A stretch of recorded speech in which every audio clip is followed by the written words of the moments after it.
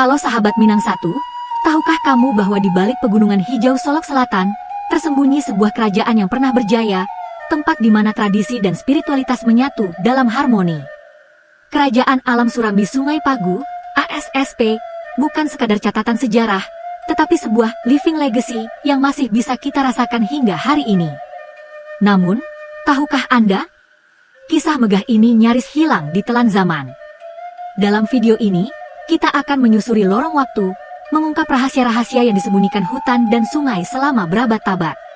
Bersiaplah! Menurut Firdaus, seorang peneliti dari IAIN Imam Bonjol, ASSP adalah alam kedua setelah Pagaruyung dalam hierarki kerajaan Minangkabau. Legenda menyebut, kerajaan ini berdiri sendiri, Badiri Dek Awaknyo, dibangun oleh nenek moyang berjumlah 60 kurang aso, 59 orang. Yang menarik, Marsadis DTST Mamat dalam sejarah Masjid 60 kurang aso, 1988, mengungkap teori mengejutkan, ASSP mungkin lebih tua dari Pagaruyung. Ini didasarkan pada sistem pemerintahannya yang sangat kompleks, dengan 4 raja yang memimpin bidang berbeda. Struktur ini menunjukkan kecanggihan berpolitik yang langka di zamannya.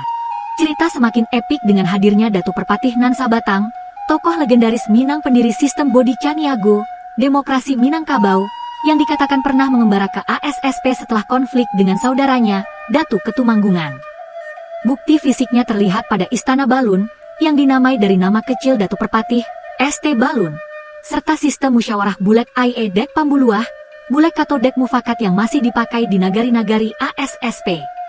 Konflik dua datuk ini bukan sekadar perselisihan keluarga, tetapi pergulatan dua filosofi, hierarki versus egaliter, seperti yang dijelaskan oleh A.A. Nafis dalam Alam Takambang Jadi Guru.